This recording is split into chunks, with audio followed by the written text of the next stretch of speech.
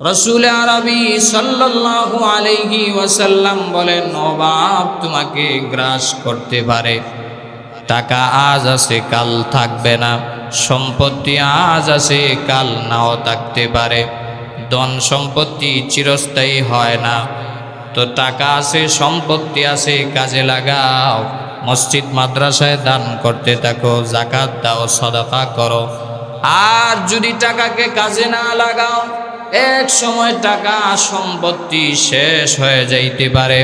আল্লাহ বলেন, দিয়া দন দেখে মন কেড়ে নিতে কতক্ষণ।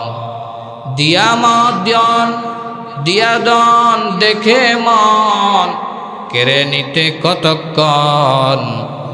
নদীরে পার ভাঙ্গে অপার গড়ে, এই তো নদীর খেলা। সকাল বেলার দনিরে তুই ফকির সন্ধ্যা বেলা।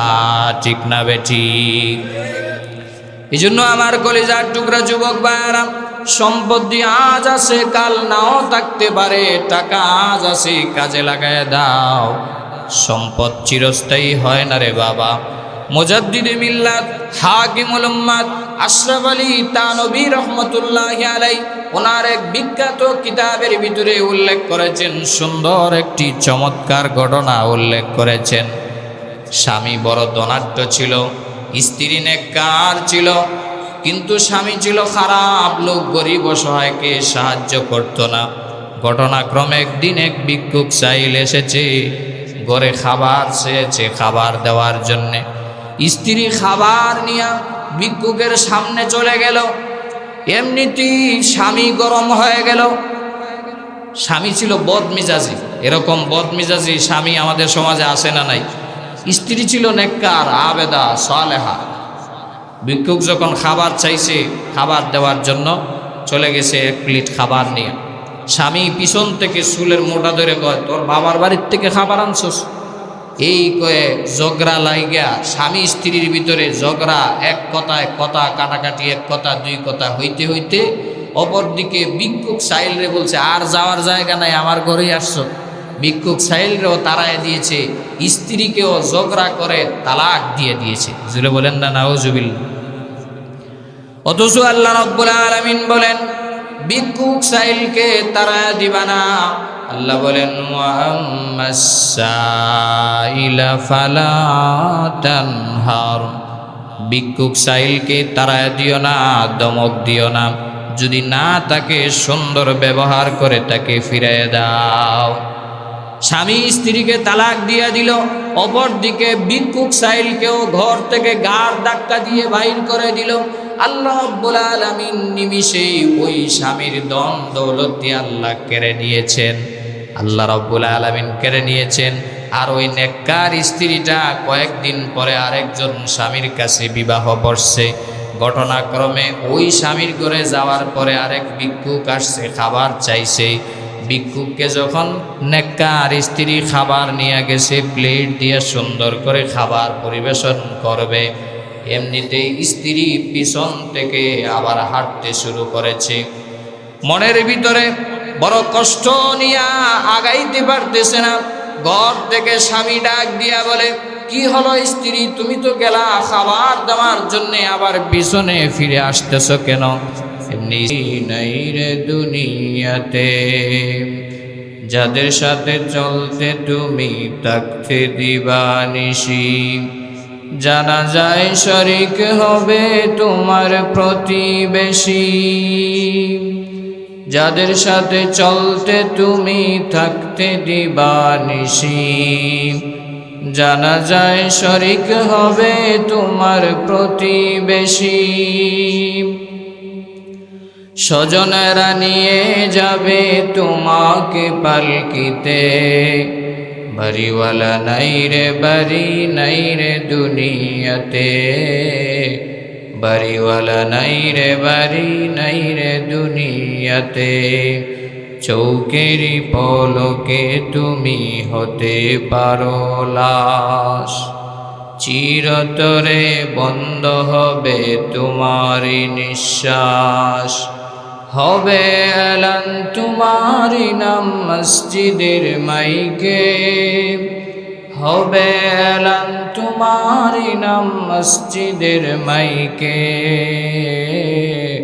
বাড়িওয়ালা নাই রে বাড়ি নাই রে দুনিয়াতে, বাড়িওয়ালা নাই রে বাড়ি নাই রে দুনিয়াতে, বাড়িওয়ালা নাই রে বাড়ি নাই রে দুনিয়াতে।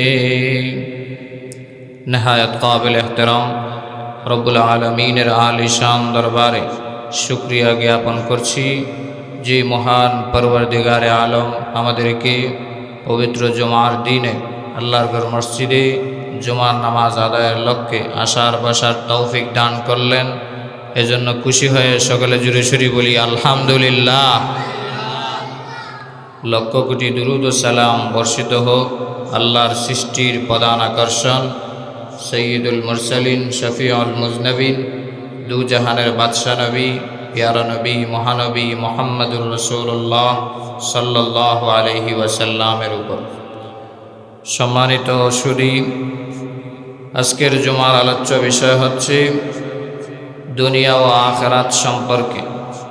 সেই মর্মে আমি কোরআনে কারীমের সূরাতুল হাদীদ অবলম্বনে 20 নম্বর আয়াতে কারিমা থেকে তেলাওয়াত করেছি।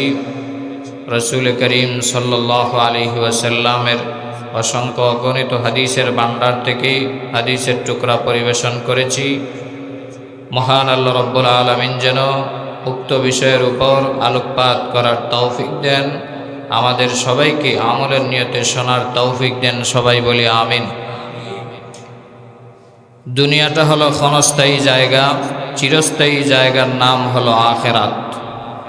ইহকাল হলো মুসাফিরের জিন্দেগি, কয়েকদিন আসার পরে সময় শেষ হয়ে যাবে, হায়াত শেষ হয়ে যাবে, পরকালে পাড়ি জমাতে হবে, আখিরাতেই পাড়ি জমাতে হবে।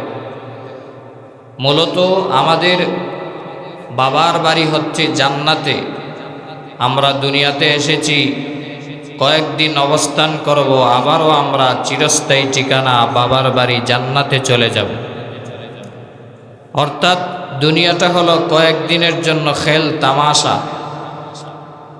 ছোট বাচ্চা যখন খেলার ঘর নির্মাণ করে কয়েক মিনিটের জন্য খেলার ঘর বানায়, আবার খেলা শেষ হয়ে গেলে আবার ভেঙ্গে ফেলে দেয়, দূরে ফেলায় দেয়। ঠিক তেমনি দুনিয়াটাও এরকম। আল্লাহ রব্বুল আলামিন দুনিয়াকে আসমান জমিন দিয়া, লৌহ কলম দিয়া, সূর্য গ্রহ নক্ষত্র দিয়া, গাছপালা তরুলতা দিয়ে আল্লাহ সাজাইছেন। দুনিয়ার মেয়াদ যখন শেষ হয়ে যাবে, এই দুনিয়ার আর কোনো অস্তিত্ব থাকবে না। এই জন্য আমার প্রাণের ভাইয়েরা, আল্লাহ রব্বুল আলামিন কোরআনে কারীমের সূরাতুল হাদীদের 20 নম্বর আয়াতে কারিমার ভিতরে আমার আল্লাহ বড় সুন্দর করে জানায় দিলেন, ইয়ালামু আন্নামাল হায়াতুদ দুনিয়া লাইবুন ওয়া লাহু। ভালো করে জেনে রাখো, এই দুনিয়াটা হলো খেল তামাশা, এই দুনিয়াটা হলো ক্ষণস্থায়ী, দুনিয়া চিরস্থায়ী নয়। দুনিয়া একদিন শেষ হয়ে যাবে, ধ্বংস হয়ে যাবে। আল্লাহ রাব্বুল আলামিন বলেন, ইয়ালামু আন্নামাল হায়াতুদ দুনিয়া লাইবুন ওয়া লাহু ওয়া যিনাতুন ওয়া তাফাখুরুম বাইনাকুম। দুনিয়াটা হলো একটা সাজসজ্জা, কিছুদিনের বুক বিলাস করার জন্য একটু জায়গা। আর এই নশ্বর দুনিয়াতে আসার পরে আল্লাহ বলেন, ওয়া তাফাখুরুম বাইনাকুম, পরস্পরের সাথে হিংসা, অহংকার, মীমাংসা, ঝগড়া ফাসাদ করে। ডাক দিয়া বলে, তুমি কে? আমার বংশ হলো সবচেয়ে শক্তিশালী বংশ, আমার পাওয়ার বেশি, ক্ষমতা বেশি, আমার শক্তি আছে, ধন আছে, সম্পদ আছে, ছেলে সন্তান আছে, বংশীয় পাওয়ার দেখায়, টাকার গরম দেখায়। এইভাবে পরস্পরে দুনিয়াতে আসার পরে একজন আরেকজনে অহংকার করে, মীমাংসা করে, ঝগড়া ফাসাদে লিপ্ত হয়ে যায়। এগুলোই তো আমরা দুনিয়াতে আসার পরে করি। এজন্য মহান আল্লাহ বলেন দুনিয়াটা হলো একটা খেল তামাশা। ওয়া তাফাখুরুম বাইনাকুম ওয়া তাকাসুরুম ফিল আমওয়ালি ওয়াল আওলাদ। আবার কেউ সম্পদ নিয়ে বড়াই করে, আমার কয়েক কোটি টাকার মালিক, ঢাকায় বাড়ি, লন্ডনে বাড়ি, কানাডায় বাড়ি, এলাকাতে কয়েকটা বাড়ি, আমার মতো টাকাওয়ালা কেউ নাই। আল্লাহ বলেন আবারও কেউ আবার সন্তান নিয়ে বড়াই করে, 10টা ছেলে সন্তান, তাকে বলে আমার 10টা সন্তান, আমার সাথে কে লাগবে, কে আছে আমার সাথে পারবে। এরকম বড়াই করে না সমাজে মানুষ। আজ দুনিয়ার পিছনে এমনভাবে ছুটতেছে, সম্পদের বড়াই, টাকার বড়াই, ধন দৌলতির বড়াই, সন্তানের বড়াই করে। এই জন্য আল্লাহ বলেছেন সুম্মা ইয়াহিজু ফাতারাহু মুসফাররা সুম্মা ইয়াকুনু হুতামা। কৃষক যখন মাঠে জমিনে যখন ধান লাগায়, যখন কষ্ট করে পরিশ্রম করে মাঠে যখন ধান লাগায়, কিছুদিন পরে যাওয়ার পরে যখন দেখে ধানের জমিটা সবুজ হয়ে গেছে, তখন কৃষকের মুখে হাসি ফুটে, আহারে কত কষ্ট করে জমিনে ধান লাগাইলাম, রোদে পুড়ে বৃষ্টিতে ভিজে আমি কষ্ট করে আমার জমিনে কষ্ট করলাম, আজ আমার জমিন তরতর করে ধান হচ্ছে। এইভাবে কৃষকের মুখে হাসি ফুটে যায়। আল্লাহ বলেন সুম্মা ইয়াকুনু হুতামা। আবার যখন সেই জমিনের উপরেই কয়েকদিন পরে শিলা বৃষ্টি হয়ে গেল, অনাবৃষ্টি, ঝড় তুফান বয়ে গেল, ধানগুলা নষ্ট হয়ে গেল, জমিগুলা নষ্ট হয়ে গেল, ফসল নষ্ট হয়ে গেল, তখন কৃষকের কষ্টের আর কান্নার আর কোনো শেষ থাকে না। এই জন্য আমার বানারা ভাইয়েরা, কলিজার টুকরা যুবক ভাইয়েরা, দুনিয়াটা ক্ষণস্থায়ী জায়গা, এই দুনিয়াটা চিরস্থায়ী নয়, আখিরাত হলো চিরস্থায়ী জায়গা। আমার প্রাণের ভাইয়েরা, কলিজার টুকরা যুবক ভাইয়েরা, দুনিয়াতে আমরা যেই দিন এসেছিলাম নিজে নিজে আমরা গোসলটা পর্যন্ত করতে পারি নাই, আমাদেরকে আরেকজন গোসল করায় দিয়েছি। আবার যখন পৃথিবী থেকে চিরতরে বিদায় নিয়ে চলে যাব, আমরা নিজের হাতে গোসলটা করতে পারবো না, আরেকজন আমাকে গোসল করায় দিবে। রে কলিজার টুকরা যুবক ভাইয়েরা, দিলের কান লাগায়া কথাগুলা শুনবা। এই দুনিয়া তোমার কেউ আপন নয়, আপন হলেন একজন, একমাত্র তিনি হলেন আল্লাহ। কে বলেছে বাবা আপন, কে বলেছে মা আপন, কে বলেছে ভাই আপন, কে বলেছে স্ত্রী আপন। মৃত্যু হয়ে যাওয়ার সাথে সাথে তোমাকে আর ঘরে রাখবে না, ঘর থেকে তোমাকে বাহির করে দিবে। যেই সন্তানের জন্যে, যেই পরিবারের জন্যে কষ্ট করলা, পরিশ্রম করলা, দিনকে রাত করলা, রাতকে দিন করলা, ওই পরিবার পরিজন, আত্মীয় স্বজন, সন্তানেরা তোমাকে ঘর থেকে লাশটা বাহির করে ডাইনিং রুমে রেখে দিবে, বাহিরে রেখে দিবে, আর তোমাকে কিছুক্ষণ পরেই চিরনিদ্রায় বিদায় দেওয়ার জন্য তারা রেডি হয়ে যাবে। এই জন্য আমার বানারা ভাইয়েরা, সময় থাকতে সময়কে কাজে লাগাইতে হবে।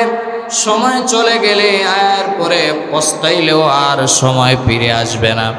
জামানা বয়েক হালে রহতা নেহি, জামানা বয়েক হালে রহতা নেহি, গুজশ্তা জমানা ফির আতা নেহি, গুজশ্তা জমানা ফির আতা নেহি। যায় দিন আর ফিরে আসে না, যেই দিন চলে যায় রে বাবা, সেই দিন আর ফিরে আসবে না। যদি বিশ্বাস না হয়, আমার সামনে যেই মুরব্বী বাবাজিরা বসে আছে তাদেরকে জিজ্ঞাসা করে দেখো, এক সময় তারা যা খাইতো তাই হজম হইতো, তাদের ইঞ্জিলটা ছিল জাপানি ইঞ্জিল, জোরে বলেন ঠিক না বেঠিক?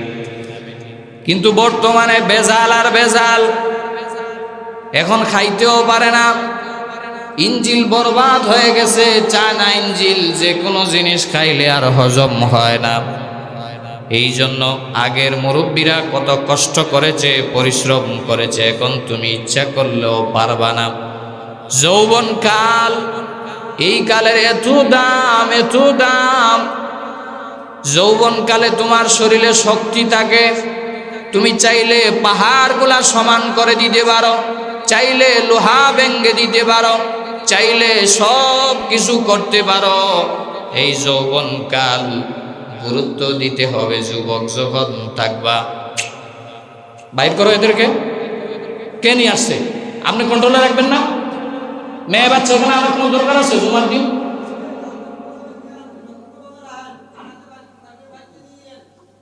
আমার বানারা ভাইয়েরা, দিলের কান লাগায় কথাগুলা শুনবেন। দুনিয়াটা হলো ক্ষণস্থায়ী জায়গা, চিরস্থায়ী জায়গা হলো আখিরাত। রে আমার বানারা ভাইয়েরা, এই জন্য মহান আল্লাহ রাব্বুল আলামিন আমাদেরকে স্মরণ করায় দিয়া বলতে চায়, ইয়ালামু আন্নামাল হায়াতুদ দুনিয়া লাইবুন ওয়ালা। এই দুনিয়াটা হলো ক্ষণস্থায়ী খেল তামাশা।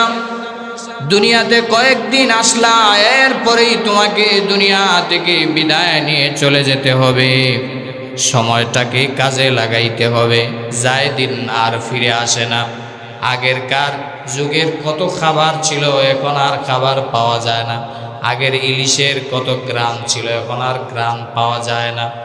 আগের তরকারির কত গ্রাম ছিল, এখন পাওয়া যায় না। পোলাও চাল পাকালে, এক ঘরে পাকালে আরো 10 ঘরের মানুষ গ্রাম পাইতো, কিন্তু এখন আর এগুলা পাওয়া যায় না। এই জন্য বলতেছিলাম, সময় থাকতে সময়কে মূল্যায়ন দাও। যখন যুবক ভাই বৃদ্ধ হয়ে যাইবা, ইচ্ছা করলেও ইবাদত করতে পারবা না। এই জন্য মহান নবীজি বলেছেন, 5টা জিনিস আসার আগে 5টা জিনিসকে কদর করো, মূল্যায়ন করো।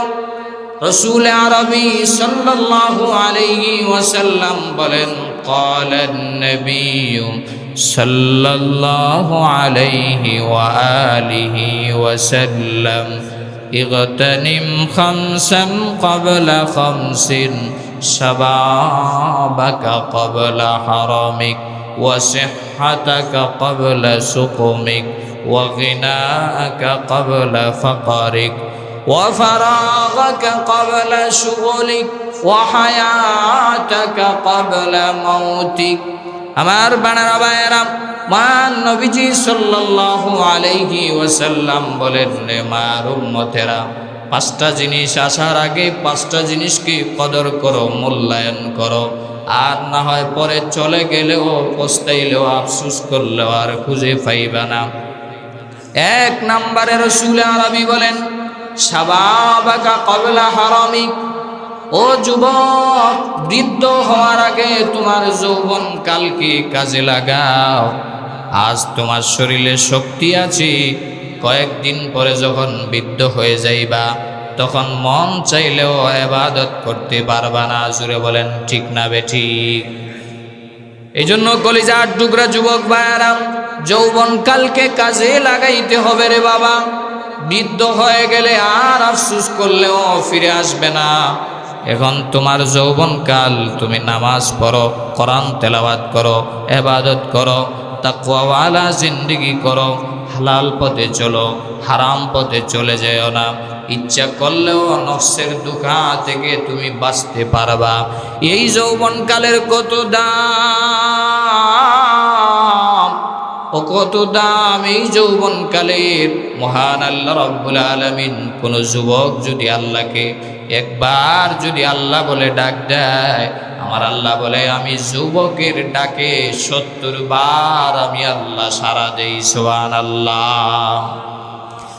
কোন যুবক যদি গুনাহ থেকে বিরত থেকে যদি হালাল পথে আসে, যদি নেকের কাজে আসে, সে যদি হেঁটে হেঁটে আসে, আল্লাহ বলেন আমি যুবককে আগায় নেওয়ার জন্য আমি মহান আল্লাহ দৌড়ায়া দৌড়ায়া আসি আমার বান্দাকে কুলে নেওয়ার জন্যে। সুবহানাল্লাহ।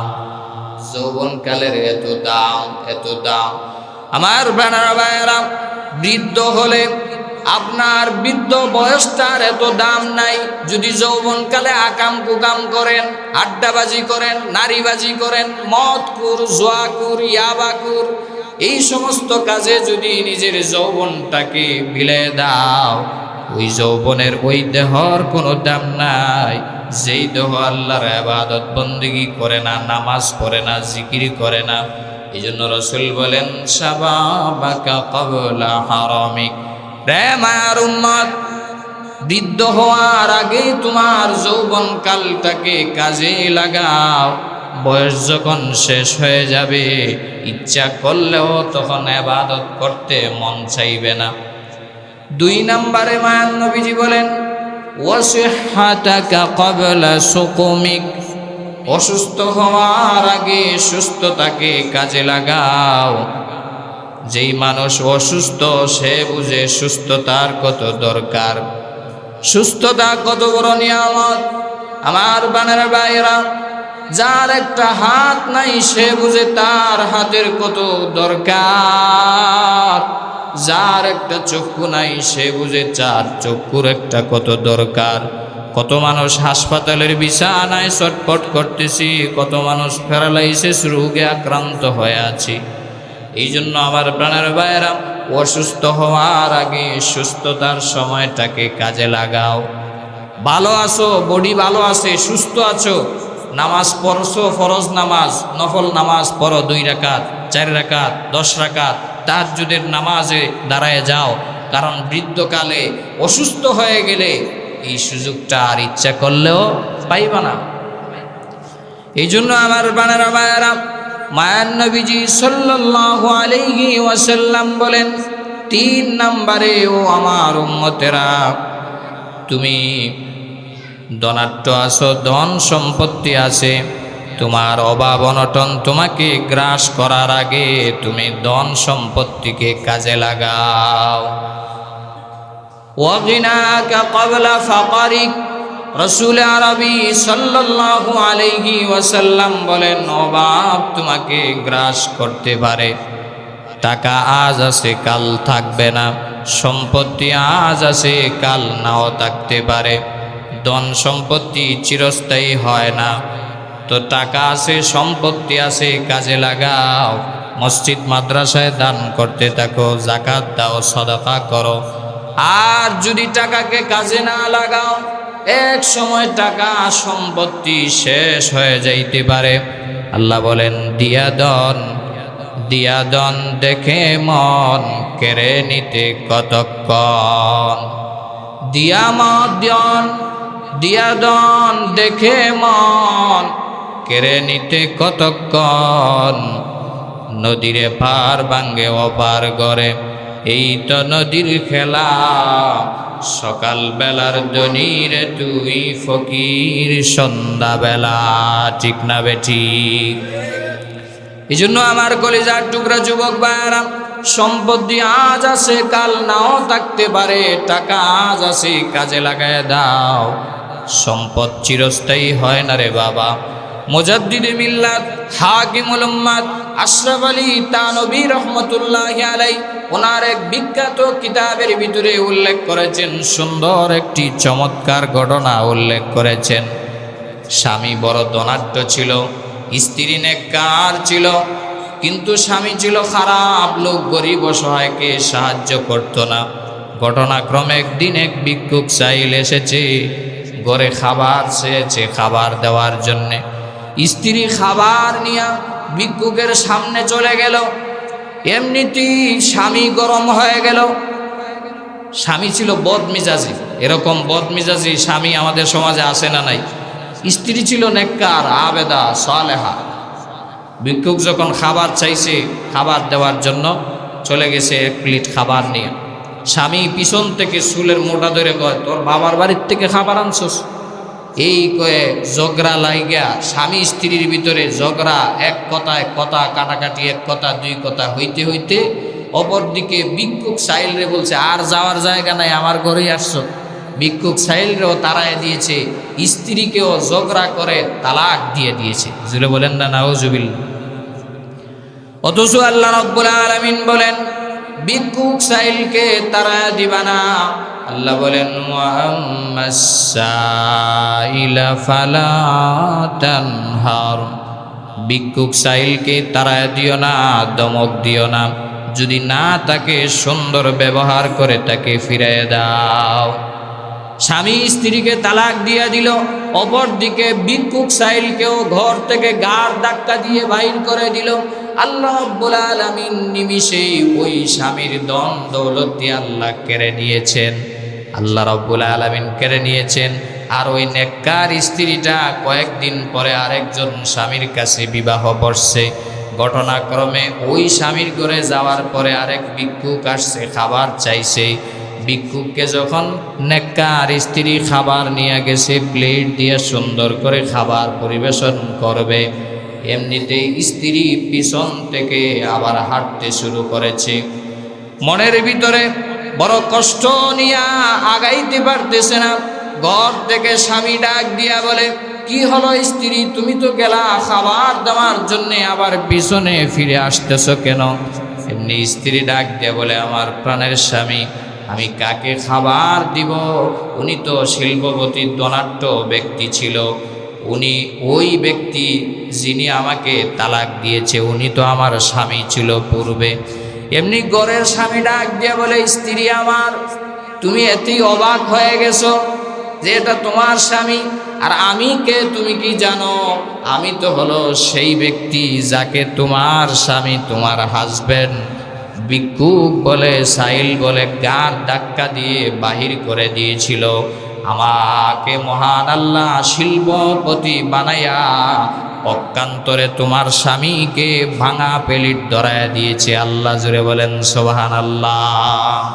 কাদিরে কুদরত দারি হর খাহি আকুনি, কাদিরে কুদরত দারি হর খাহি আকুনি, জিন্দারা মুর্দা কুনি, মুর্দারা ও জিন্দা কুনি।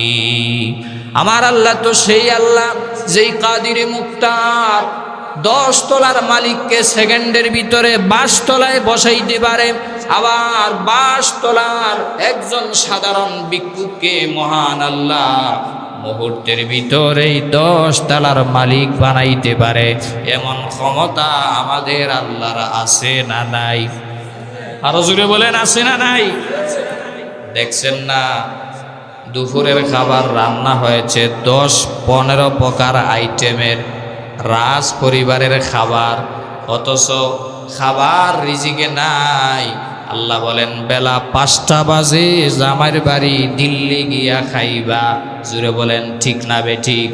সেকেন্ডের ভিতরে আল্লাহ বাদশারে ফকির বানায় দিতে পারে, ফকির রে সেকেন্ডের ভিতরে মহান আল্লাহ বাদশা বানায় দিতে পারে।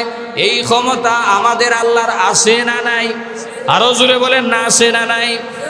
আমার বানার ভাইয়েরা, এজন্য মায়ার নবীজি বলেন ওয়াগিনাকা ক্বাবলা ফাকারিক, রে ধনী ব্যক্তি, ধন সম্পত্তি আছে বড়াই করবা না, গরিব অসহায় দেখলে তাড়ায় দিও না, সাহায্য করো, সহযোগিতা করো এবং ধন সম্পত্তি আল্লাহর রাস্তায় খরচ করো।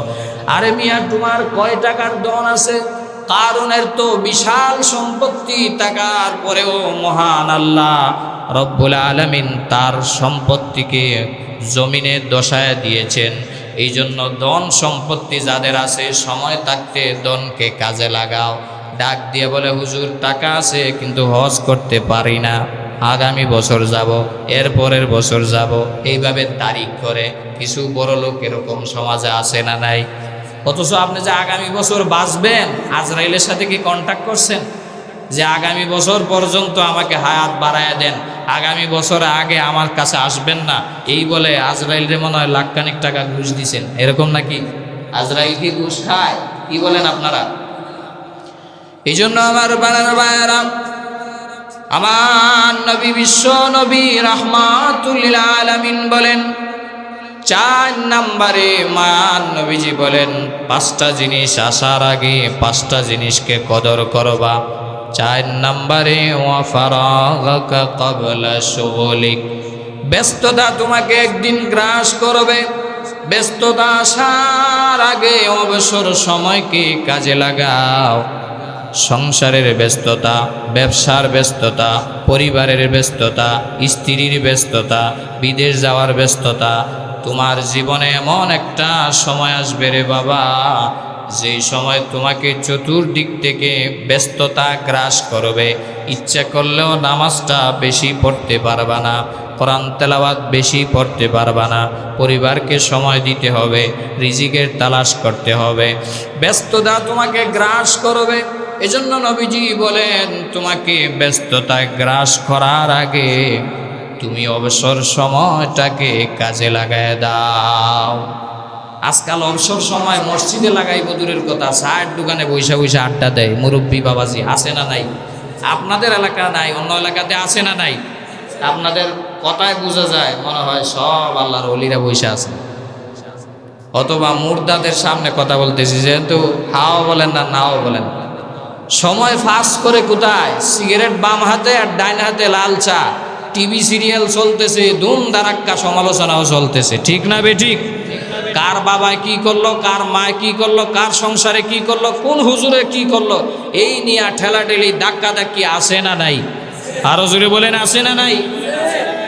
রাসূল বলেছেন ওয়া ফারাগাকা ক্বাবলা শুগলিক, ব্যস্ততা তোমাকে গ্রাস করছে, আজকে সময় পাইছো, চায়ের দোকানে বসে আড্ডা দিও না, নামাজ পড়ো, যা নামাজ নিয়ে বসে যাও, কোরআন তেলাওয়াতে বসে যাও, দুরূদের আমল করো, ইস্তেগফারের আমল করো। জীবনের প্রত্যেকটা সেকেন্ডের হিসাব আমার আল্লাহর দরবারে দিতে হবে। আওয়াজ করে বলেন ঠিক না বেঠিক?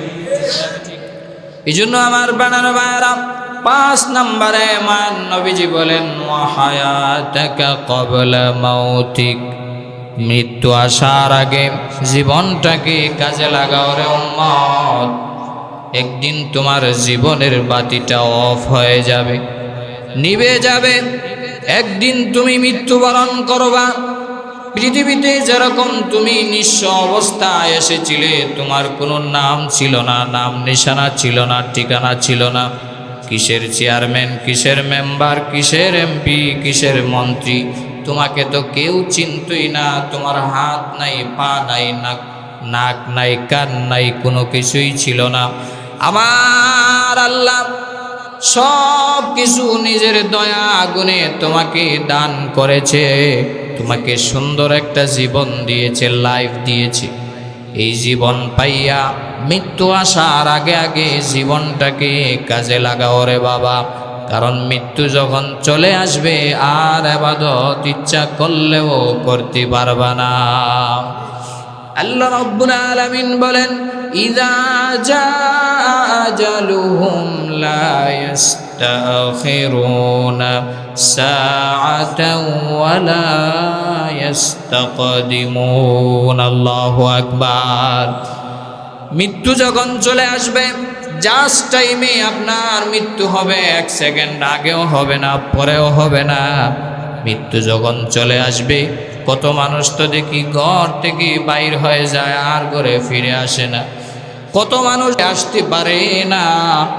আপনারা জানেন দেশের জন্য বহুত বড় অবদান রেখেছে শরীফ উসমান হাদি, যে দেশের জন্য লড়াই করেছে, জীবন বাজি রেখে যুদ্ধ করেছে, তার জীবনটা বড় মূল্যবান ছিল।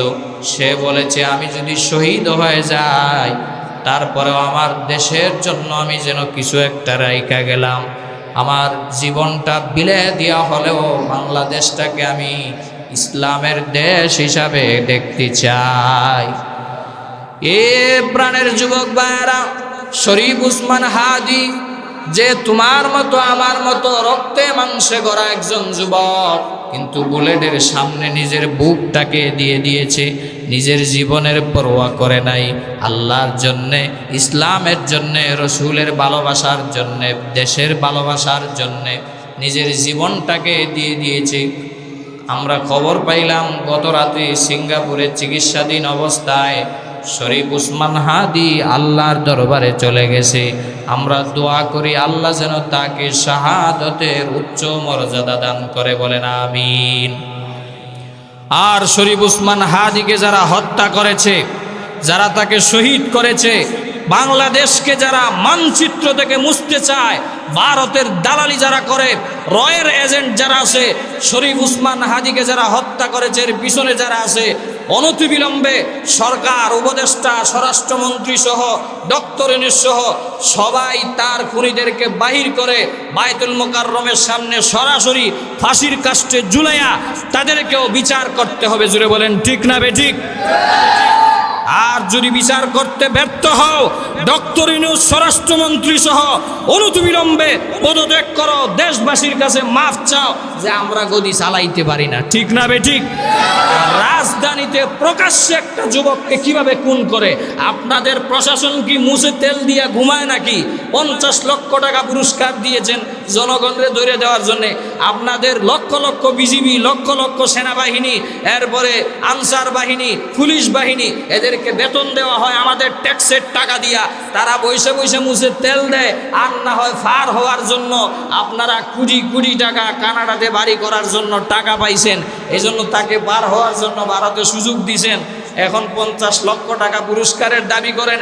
এতেই বোঝা যায় আপনারাও ভারতের এজেন্ডা বাস্তবায়ন করার জন্য চেষ্টা করতেছেন। এই কালো চিন্তা কখনো বাংলাদেশের মানুষ মেনে নিবে না। আলেম ওলামাদের ডাকে সমস্ত মানুষ যখন একত্রিত হবে, হাদির বিচারকারীদেরকে যদি না ধরা হয়, বাংলাদেশকে ঘেরাও করা হবে, যমুনা ঘেরাও করা হবে, এবং রাষ্ট্রীয় সব মানুষদেরকে আমরা বয়কট করবো। জুড়ে বলেন ঠিক না বেঠিক? বাংলার মানুষ আজকে আপনার আমার জীবনের কই নিরাপত্তা? সরাসরি রাজধানীতে যদি খুন হয়, আপনার আমার রাতের আধারে বলেন, দিনের আলোতে বলেন, নিরাপত্তা নাই। আজ বাংলাদেশের এই অবস্থা, দুর্নীতি, খুন, রাহাজানি সব কিছু বেড়ে গিয়েছে। একমাত্র আমরা ইসলামী রাষ্ট্র বাংলাদেশে না দেখতে পারার কারণে 54 বছর হয়ে গেছে আমার দেশ স্বাধীন হয়েছে, আজও কোরআন দিয়া আল্লাহর জমিনে, আল্লাহর কালাম দিয়া আজও জমিনে কায়েম হয় নাই। এই জন্য খুন, রাহাজানি, দুর্নীতি, পাপাচার, টাকা, মানি লন্ডারিং সব কিছু হচ্ছে। আওয়াজ করে বলেন ঠিক না বেঠিক?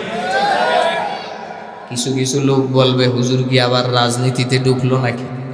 রাজনীতি কি এটা ইসলাম না? কথা বলেন, রাজনীতি ইসলাম না? যারা বলবে রাজনীতি এটা ইসলাম না, তার ভিতরে ইমানের লেশ মাত্র নাই। আওয়াজ করে বলেন ঠিক না বেঠিক? আমার রসুল মদিনা থেকে বিশ্ব শাসন করেছে, ওমর ইবনুল খাত্তাব অর্থ পৃথিবীর শাসন করেছে, কোরআন দিয়া ইসলামী রাজত্ব কায়েম করেছে। আওয়াজ করে বলেন ঠিক না বেঠিক? নবীজি সাল্লাল্লাহু আলাইহি ওয়াসাল্লামের যুগ আসার আগে সুলাইমান আলাইহিস সালাম তামাম পৃথিবীর রাজা ছিলেন, বাদশা ছিলেন। এরা তো ইসলাম দিয়েই রাজত্ব চালাইছে। জুড়ে বলেন ঠিক না বেঠিক? তো হেরা যদি ইসলাম দিয়ে চালাইতে পারে, ইসলামের ভিতরে রাজনীতি আছে না নাই? কিছু কিছু নেতা মুসলমান নামদারি বলে কোরআনে রাজনীতির কথা নাই। এরকম নেতারা, এটা হলো মুসলমান নামদারি মুনাফিক নেতা, তাদের পিছনে বাংলার মানুষ আর হাঁটবে না।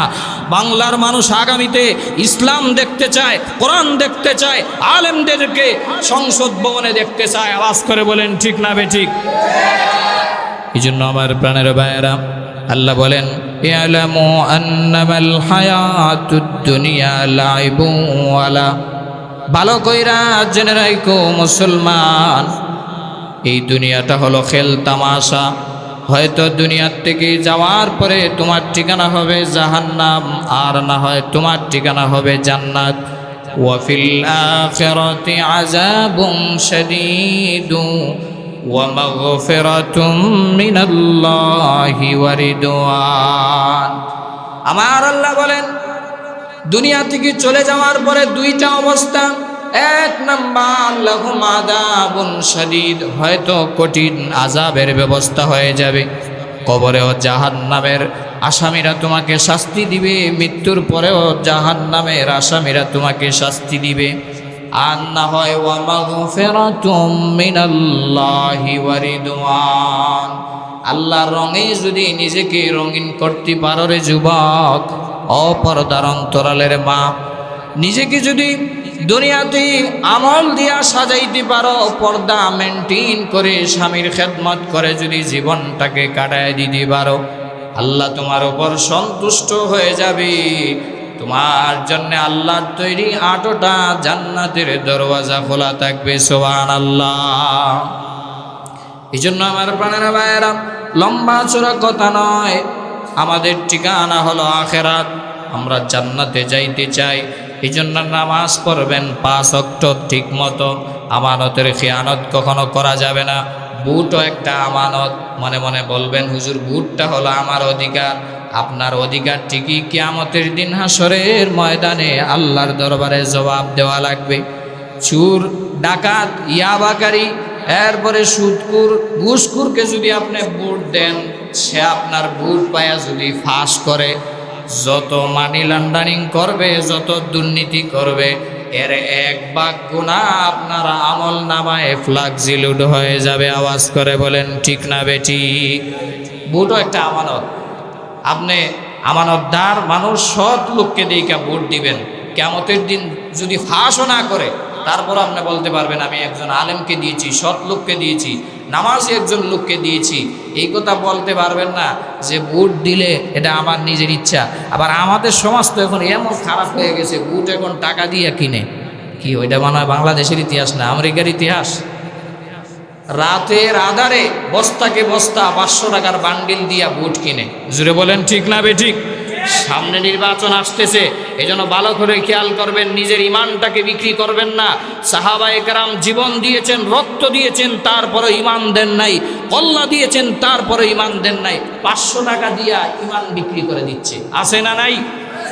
রাতের আধারে। অথচ সেই চেয়ারম্যান, সেই মেম্বারই তো আপনার পরবর্তীতে আপনার কাছ থেকে লক্ষ লক্ষ টাকা ছিনিয়ে নেয়। আপনি যে আগে টাকা দিছেন, আপনি আগে তার কাছ থেকে টাকা নিয়েছেন, এই জন্য আপনার কাছ থেকে টাকা নিতেছে। এই জন্য সৎ লোক দিকা, নামাজি দিনদার মানুষ দিকা ভোট দিবেন, দেশে শান্তি আসবে। এই যে কয়েক মিনিট আগে আমি যার কথা বললাম, শরীফ ওসমান হাদি, এবং দেশের আরও কয়েকজন যুবক আছে, হাসনাত আব্দুল্লাহ, এরপরে আলেম ওলামা যারা দাঁড়িয়েছে, আমি অনলাইনে অনেক সময় দেখেছি, তারা কাউকে টাকা দেয় না। তারা যখন মাঠে ময়দানে নামে, মানুষ তাদেরকে মহব্বত করে বান্ডিলের বান্ডিল টাকা দিতেছে। সুবহানাল্লাহ বলবেন না? এরা হলো মানুষ, এরা হলো নেতা, এরা সমাজের জন্য কাজ করবে, জীবন দিবে, লড়বে। এদেরকে আপনারা সামনে আনেন। আর যদি দুর্নীতিবাজদেরকে আনেন, বলে ও বাপ দাদারা দিয়ে আসছে আগের থেকে, হেঁটেই চালু করি, তো বাপ দাদাদের আমল যদি রাখেন, তাহলে আগামীতেও বাংলাদেশ আবারও দুর্নীতি, রাহাজানি, খুনের পিছনেই ছুটবে। জুড়ে বলেন ঠিক না বেঠিক? যেন আল্লাহ যেন আমাদের সবাইকে কবুল মঞ্জুর করেন। ওয়া আখিরি দাওয়ানা আনিল হামদুলিল্লাহি রাব্বিল আলামিন।